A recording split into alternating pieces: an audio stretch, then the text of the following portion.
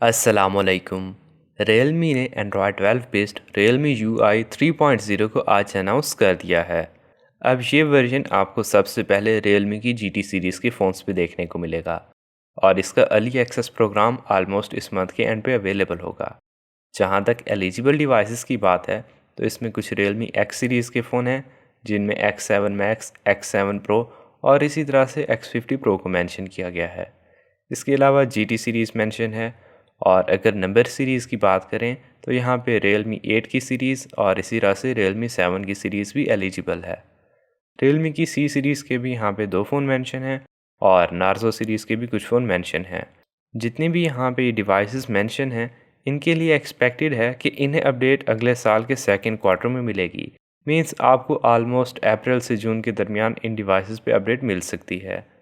अगर इस Realme UI 3.0 की चेंजेस की बात की जाए तो सबसे पहले यहाँ पे आइकन को मेंशन किया गया है। अब आपको आइकन्स के अंदर थोड़ी सी डेप्थ देखने को मिलेगी, तो ये शेडो वगैरह की वजह से आपको कुछ हद तक इसमें 3D इफेक्ट फील होगा। तो मेरे ख्याल में आइकॉन पहले से थोड़े से इम्प्रूव कर दिए गए हैं। बेशक दिखने में आलमोस्ट सिमिलर हैं, लेकिन हल्का सा जो एक डेप्थ का इफेक्ट है वो भी इन्हें पहले से काफ़ी बेहतर बना देता है।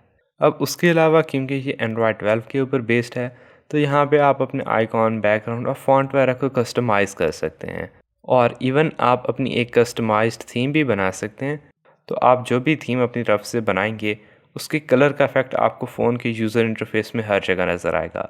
इवन आपके नोटिफिकेशन बार के टॉगल्स हों या किसी भी कोई ऐप की नोटिफिकेशन हो तो वो हर जगह आपकी थीम उस कलर को चेंज कर देगी। उसके अलावा ऑलवेज ऑन डिस्प्ले के अंदर भी पर्सनलाइजेशन का ऑप्शन है, तो अब आप अपनी मर्ज़ी की कोई भी इमेज यहाँ पे अपलोड कर सकते हैं और आपका फ़ोन ऑटोमेटिकली उसे एडजस्ट कर देगा। उसके अलावा आपको फ़ोन के अंदर एक इमोजीज़ का फंक्शन मिलता है। अब दरअसल ये जो इमोजीज़ हैं, जिस तरह से आपको आईफ़ोन के अंदर या सैमसंग के अंदर एक एनिमेटेड इमोजीज़ का फ़ीचर मिलता है, तो अब आप उसी तरह से कैमरा के अंदर इन इफेक्ट को यूज़ कर सकते हैं।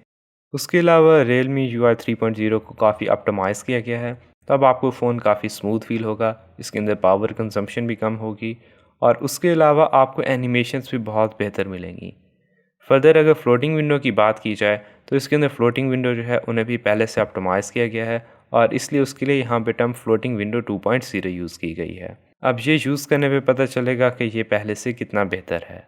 इसके अलावा एक प्राइवेट पिक्चर शेयर करने का ऑप्शन है, तो जब कभी भी आप किसी और को इमेज अपनी सेंड कर रहे होंगे तो उसका जितना भी टाइम स्टैम्प या कैमरा मॉडल इस तरह की जितनी इन्फॉर्मेशन उसमें सेव होगी वो सारी क्लियर हो जाएगी। आपने नोट किया होगा अगर आप कोई अपने फ़ोन से पिक्चर कैप्चर करते हैं तो आप गैलरी में उसकी डिटेल में काफ़ी सारी इन्फॉर्मेशन देख सकते हैं और अगर आप वो पिक्चर व्हाट्सएप के थ्रू किसी को सेंड करें तो वो उन्हें इन्फॉर्मेशन शो नहीं होती।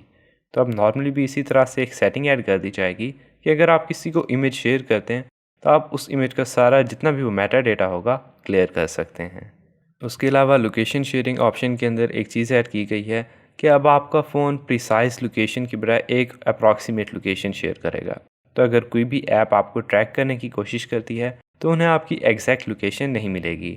जहाँ बात हो रही है सिक्योरिटी की, वहाँ पे अब ऐप परमिशन रिकॉर्डिंग भी इसमें इम्प्रूव कर दी गई है।